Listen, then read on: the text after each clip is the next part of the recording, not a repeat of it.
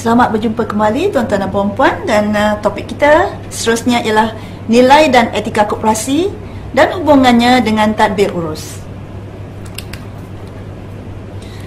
Di dalam pentadbiran koperasi sebenarnya terdapat nilai dan etika.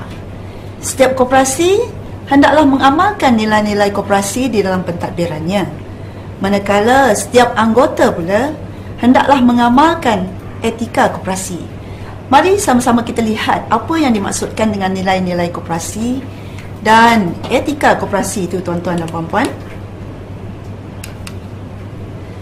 Dari gambar rajah ini kita lihat nilai koperasi yang perlu diamalkan oleh koperasi ialah nombor satu, menolong diri sendiri. Jadi untuk menjadi satu koperasi yang tulen, koperasi itu hendaklah menolong diri sendiri, tidak mengharapkan bantuan dari sesiapa pun, ya. Yang keduanya, bertanggungjawab atas diri sendiri.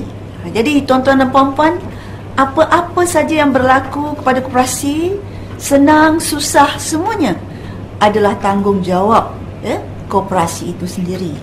Satu koperasi tak boleh menyalahkan mana-mana pihak pun kalau misalnya terjadi apa-apa yang tidak diingini kepada koperasi itu. Bermakna koperasi itu sendiri akan menanggung risiko, dan juga koperasi itu sendiri yang akan bertanggungjawab sekiranya hendak meningkatkan prestasinya. Seterusnya, nilai yang perlu diikuti, yang dipraktikkan oleh koperasi ialah demokrasi. Dalam koperasi sangat penting, ya, bahawa seseorang anggota itu mendapat haknya untuk bersuara, dan dia mempunyai tanggungjawab, ya, kepada koperasinya secara individu juga. Jadi inilah, ya, yang membezakan koperasi dengan pertubuhan bukan koperasi.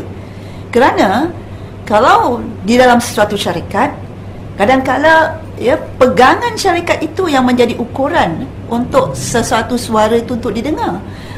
Sedangkan di dalam koperasi, satu orang anggota hanya mempunyai satu undi, ya, dan setiap orang berhak, ya, untuk bersuara tanpa melihat kepada pegangan sahamnya, ya. Dan seterusnya, nilai yang perlu dititikberatkan ialah kesamarataan. Dalam koperasi tidak ada berat sebelah ataupun tidak ada pihak-pihak yang akan mendapat keuntungan dengan orang kata menindas pihak yang lain. Semuanya sama rata, satu orang satu undi, dan keadilannya juga mesti sama rata. Seterusnya ialah nilai keadilan. Di dalam koperasi tidak ada tempat untuk tidak adil. Mesti ditegakkan keadilan dalam koperasi, dan keadilan semula jadi menjadi teras utama, ya, dalam menentukan kes-kes berkaitan dengan koperasi, ya. Dan seterusnya yang sangat penting iaitu perpaduan. Sekiranya di dalam koperasi itu ada perpecahan, bermakna koperasi itu tidak mengamalkan nilai koperasi. Kerana dalam nilai koperasi yang patut ditekankan ialah perpaduan. Jadi tuan-tuan dan puan-puan lihat, ya, ini dia nilai-nilai koperasi yang akan menjadi teras kepada tadbir urus koperasi, ya. Sekali lagi kita lihat, ya, menolong diri sendiri, bertanggungjawab atas diri sendiri, demokrasi, kesamarataan, keadilan, dan perpaduan.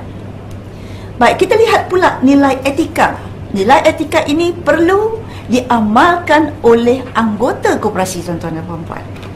Sebagai anggota koperasi, pertama sekali kena ada kejujuran, ya. Kita mesti jujur di dalam koperasi kita, jujur dalam kita mengutarakan apa-apa saja pendapat dan juga apa-apa saja tindak tanduk kita dalam koperasi kita. Baik, yang kedua, keterbukaan. Sebagai anggota koperasi, kita mesti terbuka dengan apa-apa saja, cadangan orang lain ataupun apa-apa saja yang diutarakan sesuatu yang baru kepada koperasi itu. Kita tidak boleh, ya, apabila terdapat satu keputusan majoriti, kita tak terbuka, kita tak mau ikut, kita nak buat cara kita sendiri. Itu tak boleh, ya, di dalam koperasi. Jadi nilai keterbukaan itu sangat penting diamalkan oleh setiap anggota koperasi. Yang ketiganya ialah tanggungjawab sosial. Apa itu tanggungjawab sosial, tuan-tuan dan puan-puan? Di dalam koperasi yang diutamakan ialah anggotanya. Anggotanya ialah orang perseorangan. Jadi apabila kita bergerak di dalam kumpulan, satu kumpulan koperasi, tentulah kita sepatutnya menitik beratkan tanggungjawab kita kepada masyarakat ataupun orang lain yang menjadi anggota koperasi. Jadi di dalam koperasi tidak ada tempat untuk kita melihat kepentingan kita secara individu. Kita kena melihat tanggungjawab kita adalah juga kepada masyarakat yang ada di keliling kita itu, iaitu anggota-anggota yang lain. Dan seterusnya, etika yang terakhir ialah prihatin terhadap orang lain. Sebagaimana saya katakan tadi, kerana di dalam koperasi pentingnya ialah anggota-anggota yang terdiri daripada individu, maka setiap anggota harus prihatin terhadap yang lain. Cuba kita bayangkan kalau setiap anggota kita prihatin kepada anggota yang lain, tentulah koperasi itu akan menjadi harmoni. Tidak ada pertikaian yang berlaku kerana kita amat prihatin. Kita boleh merasai apa yang orang lain rasai. Jadi tuan-tuan dan puan-puan, apakah hubungannya nilai koperasi, nilai etika koperasi ini dengan tadbir urus? Kita dah tahu tadi apa maksud tadbir urus, satu sistem pentadbiran yang mengawal koperasi, yang mengarahkan hala tuju koperasi. Jadi sebenarnya nilai asas dan etika koperasi ini sebenarnya menjadi teras kepada tadbir urus koperasi. Jadi tadbir urus koperasi itu harus dijalankan berdasarkan kepada nilai dan etika koperasi. Selain daripada itu, tuan-tuan dan puan-puan, betapa pentingnya etika. Sempena pelancaran Plan Integriti Nasional, SKM ataupun Suruhanjaya Koperasi Malaysia telah pun melancarkan etika koperasi.